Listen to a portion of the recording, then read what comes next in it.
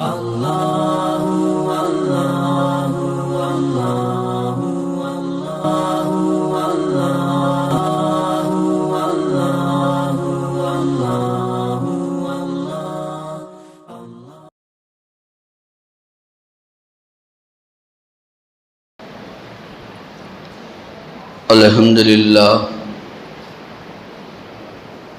لله نحمده ونستعينه ونستغفره ونؤمن به ونتوكل عليه ونعوذ بالله من شرور أنفسنا ومن سيئات أعمالنا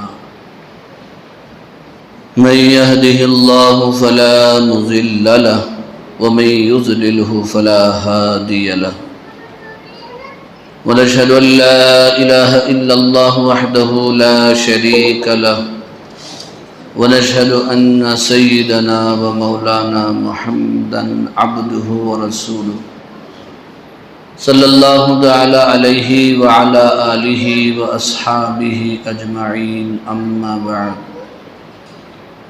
فأعوذ بالله من الشيطان الرجيم بسم الله الرحمن الرحيم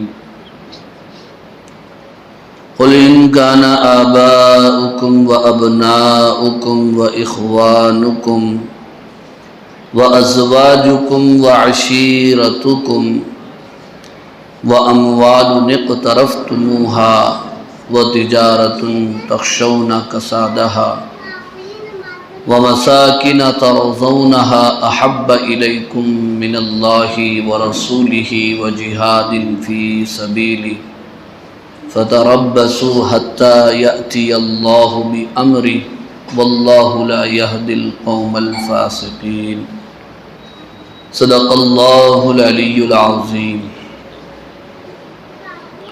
وقال رسول الله صلى الله عليه وسلم لا يؤمن أحدكم حتى أكون أحب إليه من ولده ووالده والناس اجمعین او کما قال علیہ الصلاۃ والسلام۔ ہو لاکھوں سلام اس آقا پر بت لاکھوں جس نے توڑ دیے،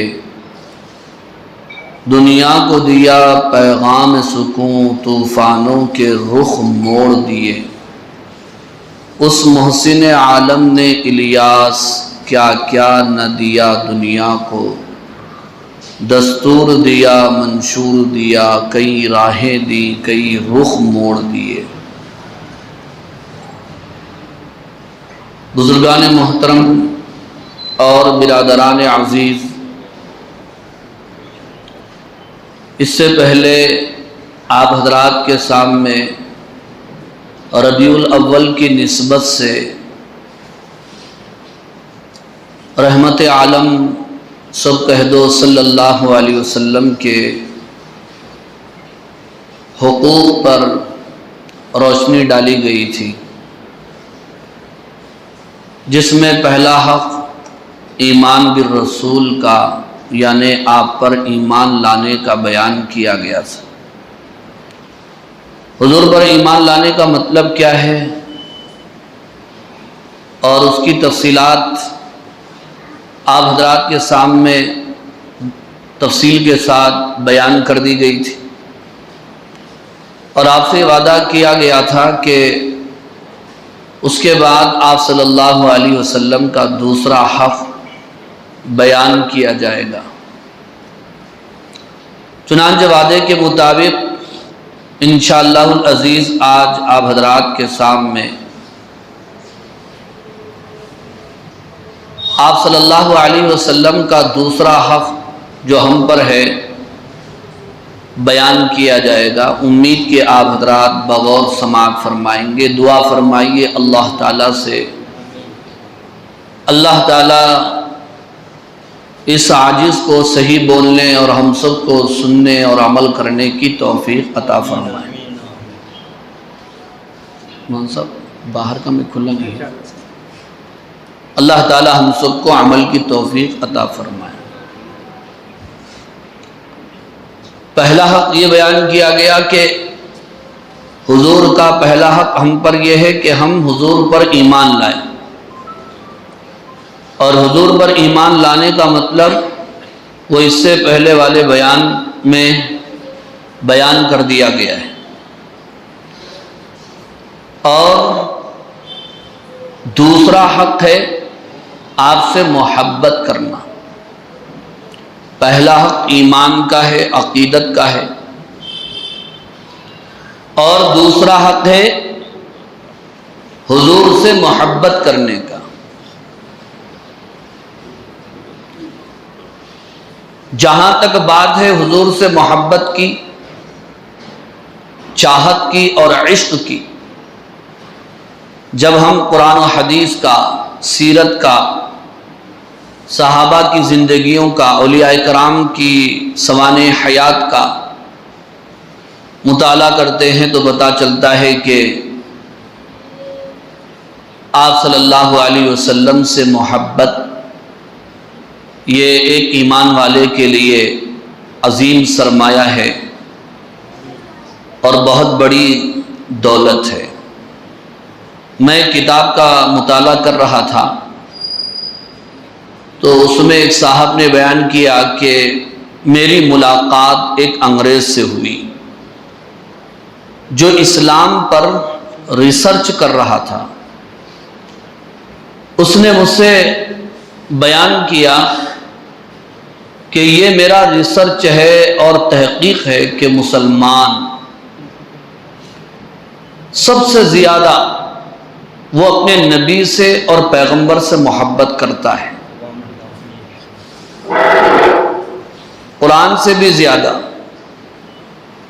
اپنے نبی سے محبت کرتا ہے، مسجدوں سے بھی زیادہ اپنے نبی سے محبت کرتا ہے، مدرسوں سے بھی زیادہ وہ اپنے نبی سے محبت کرتا ہے، اپنے ماں باپ، عزیز و اقارب، بیوی بچوں، کاروبار، دکان مکان، اپنی جان سے زیادہ وہ اپنے نبی سے محبت کرتا ہے۔ ایک مرتبہ اگر قرآن کی شان میں گستاخی کی جائے مسلمان برداشت کر سکتا ہے، مسجدوں کی بے حرمتی اگر کی جائے تو بھی ایک مرتبہ برداشت کر سکتا ہے، اگر اسے یا اس کے ماں باپ کو برا بھلا کہا جائے تو بھی ایک مرتبہ برداشت کر سکتا ہے۔ لیکن یہ میرا ریسرچ اور تحقیق ہے کہ نبی کی شان میں اگر گستاخی کی جائے تو پھر مسلمان برداشت نہیں کر سکتا، اور یہی نبی سے محبت ہے جو ایک ایمان والے کو ایمان اور اسلام پر استقامت کی توفیق دیتی ہے۔ جب تک مسلمانوں کے دلوں میں نبی کی محبت ہے، ہم اللہ کی محبت، قرآن کی محبت، مسجدوں کی محبت ان کے سینوں سے نہیں نکال سکتے، وہ انگریز کہتا ہے۔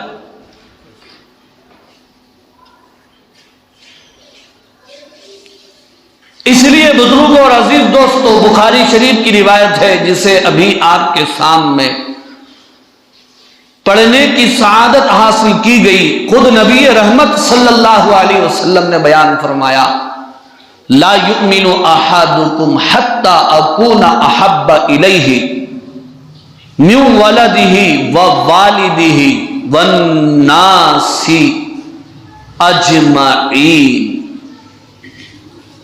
آپ صلی اللہ علیہ وسلم کا ارشاد گرامی ہے،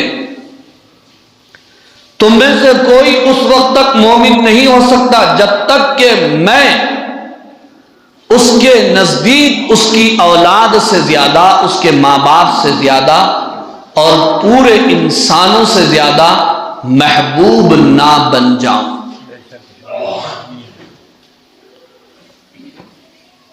ہر چیز سے زیادہ محبت اللہ کے بعد اللہ کے نبی سے، اللہ کے رسول اور پیغمبر سے ہونا چاہیے۔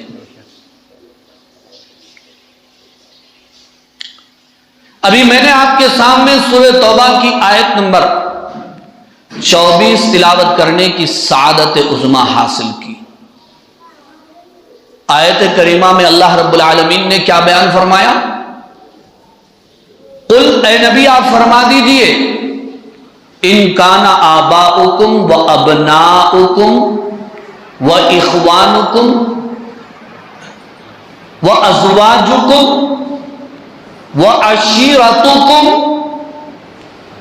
اگر تمہارے باپ دادا، تمہارے ماں باپ، تمہاری اولاد، تمہارے بھائی، تمہاری بیویاں اور تمہارا کنبہ اور خاندان، وَأَمْوَالٌ اقْتَرَفْتُمُوهَا، اور تمہارا وہ مال جو تم نے کمایا ہے، وَتِجَارَةٌ تَخْشَوْنَ كَسَادَهَا، اور تمہاری وہ تجارت جس کے ٹھپ پڑنے کا تم کو ڈر رہتا ہے، وَمَسَاكِنَ تَرْضَوْنَهَا، اور تمہارے اپنے پسندیدہ مکان تم کو احب الیکم من اللہ ورسولہ، اللہ سے زیادہ، اللہ کے رسول سے زیادہ پیارے ہوں، محبوب ہوں، عزیز ہوں، فتربصوا، تو تم انتظار کرو،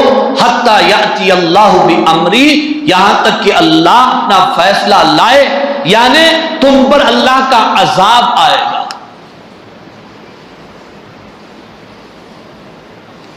بزرگوں اور عزیز دوستو، جب ہم ان آیات کریمہ اور احادیث شریفہ کی روشنی میں سیرت کا مطالعہ کرتے ہیں، صحابہ اکرام کے واقعات پڑھتے ہیں، نبی اور ولیوں کی زندگیوں کا مطالعہ کرتے ہیں، تو پتہ چلتا ہے کہ صحابہ اکرام اور اولیاء اکرام اللہ کے رسول سے جو محبت کرتے تھے، قیامت تک ویسی کوئی محبت کا مظاہرہ نہیں کر سکتا۔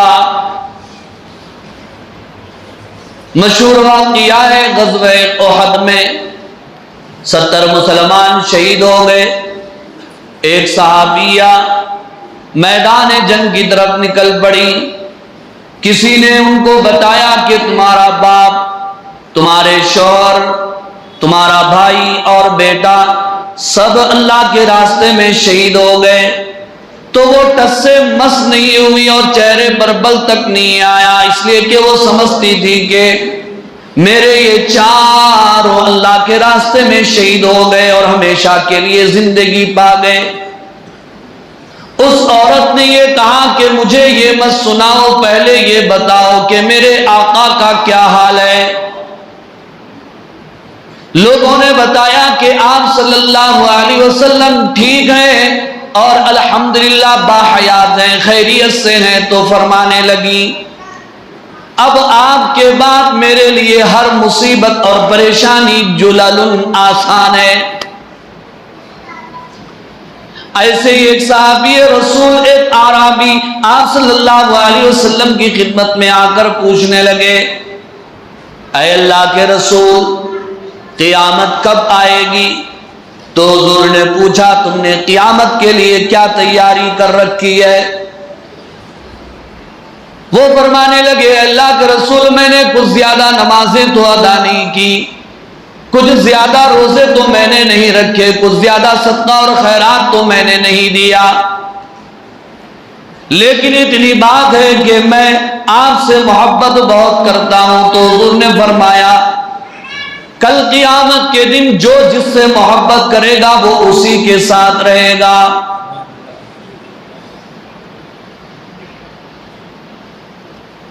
بزرگوں اور عزیز دوستو، حضرت ابو بکر صدیق رضی اللہ تعالیٰ عنہ جو سب سے پہلے خلیفہ امیر المؤمنین ہیں، جو فنا فی الرسول کے مقام پر فائز ہیں، ان کے واقعات جب ہم پڑھتے ہیں تو پھر ہمارا ایمان اور عشق نبی تازہ ہو جاتا ہے۔ مشہور واقعہ ہے، آپ صلی اللہ علیہ وسلم نے اعلان کیا کہ اللہ کے راستے میں اپنا مال خرچ کرو۔ حضرت عمر رضی اللہ تعالیٰ عنہ نکل پڑے یہ سوچتے ہوئے کہ آج میں گھر کا آدھا مال کروں گا، آدھا گھر والوں کے لیے اور آدھا اللہ اور اس کے رسول کے لیے لاؤں گا۔ اور میں آج حضرت ابو بکر سے بڑھ جاؤں گا، مگر جب اللہ کے نبی صلی اللہ علیہ وسلم نے حضرت عمر سے پوچھا، عمر تم کیا لائے ہو؟ حضرت عمر نے کہا، اللہ کے نبی گھر کا آدھا سامان آپ کی خدمت میں لایا ہوں۔ حضور نے پوچھا گھر والوں کے لیے؟ تو فرمانے لگے کہ آدھا مال چھوڑ کر آیا ہوں، اور دل ہی دل میں خوش ہو رہے تھے۔ آج تو میں حضرت ابو بکر سے آگے بڑھ جاؤں گا محبت میں، سخاوت میں، انفاق فی سبیل اللہ میں، دین کے معاملے میں۔ لیکن حضرت عمر رضی اللہ تعالیٰ عنہ کو اس وقت پتا چلا جب حضرت ابو بکر نے حضور کو جواب دیا، میں اپنے گھر کی ہر چیز آپ کے لیے لایا ہوں، اور گھر میں گھر والوں کو اللہ اور اس کے رسول کو چھوڑ کر آیا ہوں، تو حضرت عمر کہتے ہیں کہ اس دن مجھے پتا چل گیا کہ میں حضرت ابو بکر سے کبھی بھی آگے نہیں بڑھ سکتا۔ یہی حضرت ابو بکر ہیں، ہجرت کا سفر ہے، آپ صلی اللہ علیہ وسلم کو اپنے کاندھوں پر سوار کیا، پہاڑ پر چڑھ رہے ہیں، پیر چھنی چھنی ہو گئے۔ جب غار ثور کا منہ آ گیا، حضرت ابو بکر نے حضور سے فرمایا، اے اللہ کے رسول، آپ کچھ دیر کے لیے باہر رہیے، میں غار کو صاف کرتا ہوں، مجھے اگر کچھ ہو جائے تو کوئی بات نہیں، اگر آپ کو کچھ ہو جائے تو پھر امت کا کیا ہوگا؟ حضرت ابو بکر رضی اللہ تعالیٰ عنہ اندر گئے، غار کو صاف کیا۔ غار میں چاروں طرف سے سوراخ تھے جہاں سے سانپ اور بچھو اور موذی جانوروں کے گھسنے اور ڈسنے کا ڈر اور خوف تھا۔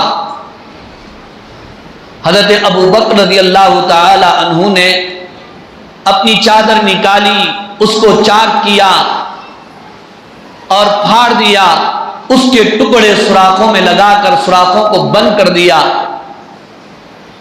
پھر بھی ایک سوراخ کے لیے کپڑا کم پڑ گیا تو وہاں پر اپنے پیر کا انگوٹھا لگایا اور حضور سے گزارش کی، درخواست کی کہ اندر تشریف لائیں، اور چار زانو ہو کر بیٹھ گئے۔ اللہ کے نبی سے فرمایا، اے اللہ کے رسول، آپ تھکے ماندے ہیں، آپ اپنا سر میری گود میں رکھ کر آرام کیجیے۔ آپ صلی اللہ علیہ وسلم کو حضرت ابو بکر رضی اللہ تعالیٰ عنہ کی گود میں، چونکہ تھکے ماندے تھے، آنکھ لگ گئی، اتنے میں ایک کالا ناگ آیا اور حضرت ابو بکر رضی اللہ تعالی عنہ کے انگوٹھے کو ڈس دیا، زہر چڑھا، تکلیف ہونے لگی، لیکن حضرت ابو بکر رضی اللہ تعالی عنہ نے کوئی حرکت نہیں کی، اس ڈر سے کہ اگر میں حرکت کروں گا تو میرے محبوب کے آرام میں، نیند میں خلل آ جائے گی۔ بلا اختیار آنکھیں اشک بار ہو گئی، آنسو ٹپکنے لگے، رخسار سے ہوتے ہوئے چہرے انور پر گرنے لگے۔ حضور کی آنکھ کھلی تو پوچھا، ابو بکر تمہاری آنکھوں میں آنسو کیسے؟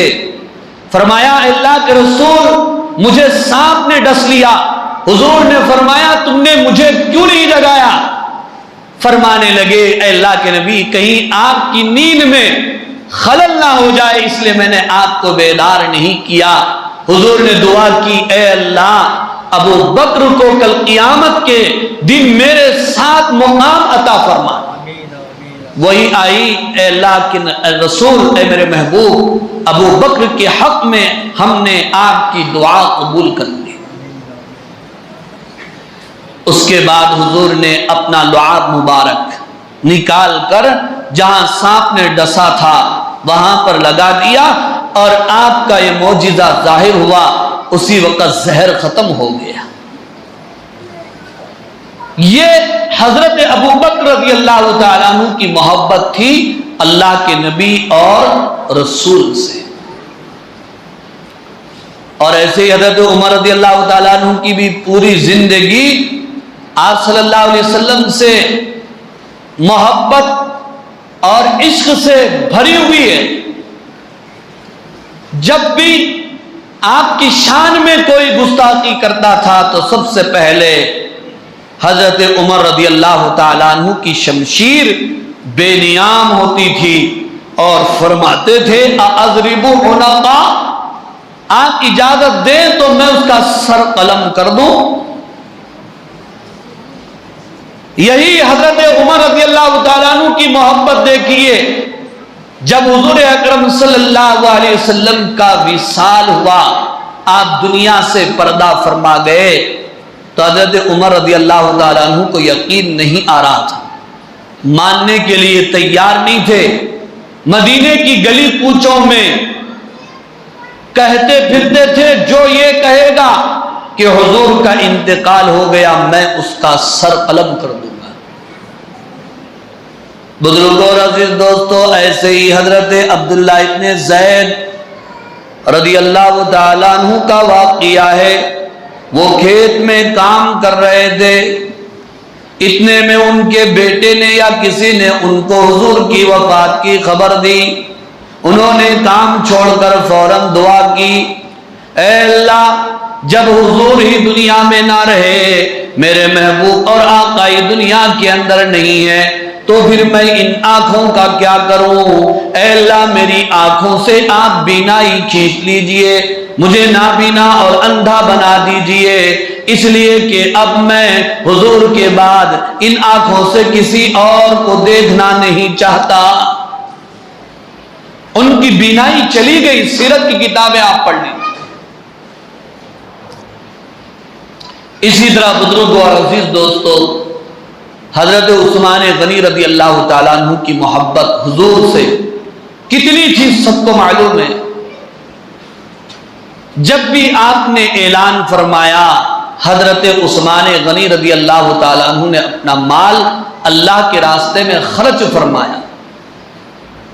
ایک مرتبہ کا واقعہ ہے، آپ صلی اللہ علیہ وسلم حضرت عثمان غنی رضی اللہ تعالیٰ عنہ کی دعوت پر ان کے گھر تشریف لے جا رہے تھے.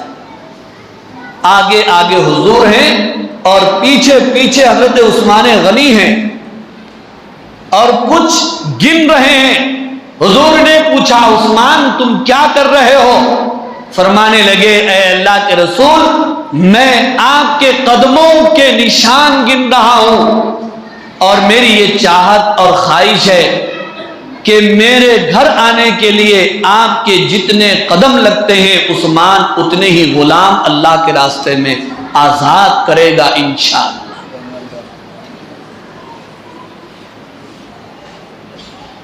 یہی حضرت عثمان غنی رضی اللہ تعالیٰ عنہ صلح حدیبیہ کے موقع پر اللہ کے رسول نے اپنا سفیر بنا کر مکے والوں کے پاس بھیجا. تو مکے والوں نے حضرت عثمان سے فرمایا کہ تمہارے ہمارے پرانے تعلقات ہیں، مسلمانوں کے عمرے کی بات ہم بعد میں کریں گے، تم کو اجازت ہم دیتے ہیں کہ تم طواف بھی کرو، عمرہ کر کے واپس جاؤ. تو حضرت عثمان غنی رضی اللہ تعالیٰ عنہ نے فرمایا کہ عثمان اپنے آقا کے بغیر کچھ نہیں کر سکتا. اور ادھر صحابہ حضور سے کہہ رہے تھے عثمان کتنے خوش نصیب ہیں، وہ تو طواف کر رہے ہوں گے، آب زمزم پی رہے ہوں گے، صفا اور مروہ کے درمیان دوڑ لگا رہے ہوں گے. تو حضور نے صحابہ سے کہا یہ تم کہتے ہو لیکن میرا دل نہیں مانتا کہ میرا عثمان میرے بغیر خانہ کعبہ کا طواف کر لے. یہ محبت تھی حضور سے، یہ عشق تھا آپ صلی اللہ علیہ وسلم. آئیے حضرت علی رضی اللہ تعالیٰ عنہ کا بھی ایک واقعہ سن لیجیے. آپ سب جانتے ہیں کہ حضور نے ہجرت کی رات اپنے بستر پر کس کو سلایا تھا؟ حضرت علی رضی اللہ تعالی. 100 ننگی تلواریں حضور کے حجرے کے اطراف چمک رہی تھی. حضرت علی نے دروازے کی سوراخ میں سے جھانک کر دیکھا تو کہنے لگے اے اللہ کے رسول وہ تو آ چکے ہیں۔ حضور نے فرمایا علی گھبراتے کیوں ہو، وہ تو ابھی آئے ہیں، اللہ تو ہمارے ساتھ پہلے سے موجود ہے۔ اور اے علی جو میری جان لینے کے لیے آئے ہیں انہی کی امانتیں میرے پاس ہیں، تم میرے بستر پر آرام کرنا، میں انہی کے سامنے ہجرت کے سفر کے لیے روانہ ہو جاؤں گا، انہی کی امانتیں تمہارے پاس رکھتا ہوں، صبح ان کی امانتیں ان کے حوالے کر کے میرے پاس آنا۔ بزرگوں اور عزیز نوجوان دوستو، اس بستر پر اس رات آرام کرنا کوئی معمولی بات نہیں تھی، بہت خطرے کی بات تھی، اس لیے کہ دشمنان اسلام تو حضور کی تلاش میں آئے تھے، اگر حضور کے بستر پر وہ حضور نہ ہو تو جو بھی ہوتا اس کی جان خطرے میں تھی، لیکن پھر بھی حضرت علی نے حضور کی محبت میں بلا چون چرا بلکہ خوشی سے آپ کے حکم کی تعمیل کی اور چادر تان کر حضور کے بستر پر آرام فرمایا۔ شاید اس دور کا مسلمان ہوتا تو حضور سے کہتا اللہ کے نبی آپ تو جا رہے ہیں لیکن مجھے بھی خطرے میں ڈال کر جا رہے ہیں، یہ میرے سے نہیں ہو سکتا با، میں بھی آپ کے ساتھ چلوں گا با۔ لیکن حضرت علی نے بلکہ یوں فرمایا میری زندگی میں سب سے میٹھی نیند جس رات کو آئی وہ وہی ہجرت والی رات تھی، اس لیے کہ حضور نے فرمایا تھا یہ امانتیں صبح میں ان کو حوالے کرنا پھر میرے پاس آنا۔ مجھے یقین ہو گیا تھا اس بات کا کہ میں صبح تک مر نہیں سکتا، دوسرے دنوں کی کوئی گارنٹی نہیں، دوسری راتوں کی کوئی گارنٹی نہیں، لیکن اس رات کی میری زندگی کی گارنٹی حضور کے جملے کی وجہ سے ہو چکی تھی، صبح میں ان کی امانتیں حوالے کرنا۔ اب اس رات مرنے کا سوال ہی پیدا نہیں ہو سکتا تھا۔ یہ ہے آپ صلی اللہ علیہ وسلم سے محبت اور چاہت، ایک نہیں سینکڑوں واقعات صحابہ کے آپ کو سیرت کی کتابوں میں صحابہ کی زندگیوں میں مل جائیں گے۔ ربیع الاول کا مہینہ آتا ہے، ہم ماشاءاللہ خوشیاں مناتے ہیں، لیکن ربیع الاول میں ہم خوشی تو ضرور مناتے ہیں لیکن حضور کے حقوق ہم پر کیا ہیں وہ کس کو معلوم؟ ایک دو جگہ بیان ہوا، میں نے سامعین سے سوال کیا کہ آپ میں سے کتنے لوگوں کے گھروں میں آپ صلی اللہ علیہ وسلم کی سیرت کی کتاب ہے، ہاتھ اٹھاؤ۔ 100-150 کا مجموعہ تھا، غالباً 15-16 لوگوں نے ہاتھ اٹھایا کہ ہمارے گھر میں سیرت کی کتاب ہے، جس میں 3-4 علماء بھی تھے۔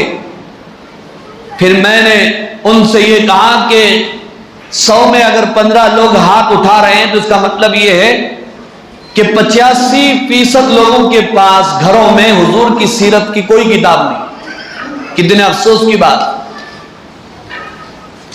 اور دوسری بات میں نے ان سے یہ پوچھا، یہ جو 15 لوگ ہاتھ اٹھائے ہیں جن کے گھروں میں سیرت کی کتاب ہے، ان میں سے کتنے لوگ روزانہ سیرت کی کتاب پڑھنے والے ہیں؟ بزرگ اور عزیز دوستو، ان 15 میں سے کسی نے ہاتھ نہیں اٹھایا۔ پھر بھی ہم کو ربیع الاول میں خوشی ہے، چاہت ہے، حضور سے محبت ہے، ہم حضور کی سیرت پر کوئی کتاب اپنے گھروں میں نہیں رکھتے تو حضور سے محبت کا دعویٰ ہم کیوں کرتے ہیں؟ اور میں نے یہ بھی سوال کیا، بولو کتنوں کے گھروں میں ترجمے والا قرآن موجود ہے؟ مشکل سے 4-5 لوگوں نے ہاتھ اٹھایا۔ اور میں نے یہ بھی سوال کیا کہ کتنے لوگ ہیں جو اللہ کے کلام کو ترجمے کے ساتھ روزانہ پڑھنے والے ہیں؟ بھائیو، بزرگ اور دوستو، کوئی ہاتھ اٹھانے والا نہیں۔ اس لیے ربیع الاول میں اگر حضور کی ولادت کی خوشی ہے، اور ہونا بھی چاہیے، اور ایک بات یاد رکھیں، جسے حضور کی ولادت کی خوشی نہ ہو وہ مسلمان نہیں ہو سکتا۔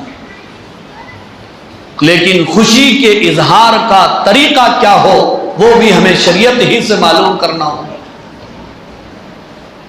بزرگوں اور عزیز دوستو، ہم صحابہ سے زیادہ حضور سے محبت کرنے والے نہیں ہیں، اولیاء سے زیادہ حضور سے محبت کرنے والے نہیں ہیں۔ صحابہ اکرام رضوان اللہ تعالی علیہم اجمعین کا پورا سال ربیع الاول کا ہوا کرتا تھا، 12 فات کا ہوا کرتا تھا۔ صحابہ اکرام کے پورے مہینے ربیع الاول کے ہوا کرتے تھے، ہر دن ربیع الاول ہوا کرتا تھا، ہر گھڑی ربیع الاول ہوا کرتی تھی، ہر گھڑی وہ حضور کی سیرت کو یاد کرتے تھے، حضور کی سیرت پر عمل کرتے تھے، حضور کی سنتوں کو زندہ کیا کرتے تھے۔ اس لیے ان کو جلسوں کی، جلوسوں کی، کسی چیز کی کوئی ضرورت نہیں تھی۔ یہ تو ہماری ضرورت ہے کہ سال بھر ہم نماز نہ پڑھیں، سال بھر ہم حضور کی سیرت کا مطالعہ نہ کریں، سال بھر ہم حضور کی سنتوں کو زندہ نہیں کریں گے، حضور کی سنتوں کے خلاف چلیں گے، غیروں کے طریقوں کو اپنائیں گے، تو ہم جیسے غلامان رسول کے لیے ضرورت ہے ان چیزوں کی۔ اس لیے بزرگوں نے فرمایا اپنا ہر دن ربیع الاول بناؤ، ہر مہینہ ربیع الاول بناؤ، ہر گھڑی ربیع الاول بناؤ، حضور کی سیرت کا مطالعہ کرو، حضور کی سنتوں کو زندہ کرو، حضور کے لائے ہوئے دین کو زندہ کرو۔ یہ حضور سے سچی اور اصلی اور پکی محبت۔ کسی شاعر نے کیا خوب کہا کہ محمد کی محبت دین حق کی شرط اول ہے۔ محمد، سب کہہ دو صلی اللہ علیہ وسلم، محمد کی محبت دین حق کی شرط اول ہے، جو اسی میں ہو خامی تو سب کچھ نامکمل ہے۔ تو آپ صلی اللہ علیہ وسلم کا سب سے پہلا حق ہم پر، آپ پر ایمان لانا، آپ سے عقیدت رکھنا، یہ اس سے پہلے بیان کر دیا گیا ہے۔ اور دوسرا حق ہے آپ سے محبت کرنا، اور وہ محبت ہر چیز سے زیادہ، بیوی بچوں سے زیادہ، کاروبار سے زیادہ، اولاد سے زیادہ، مکان سے زیادہ، ہر چیز سے زیادہ حضور سے محبت ہونا چاہیے۔ یہ آپ کا دوسرا حق ہے، اور اس طرح آپ کے کئی حقوق ہیں، انشاءاللہ ہم اسے آئندہ جمعہ سنیں گے۔ دعا فرمائیے اللہ تعالیٰ سے، اللہ تعالیٰ ہمیں حضور سے عقیدت، بھرپور عقیدت عطا فرمائے اور کامل محبت عطا فرمائے۔ وآخر دعوانا ان الحمد للہ رب العالمین۔ آپ حضرات سے گزارش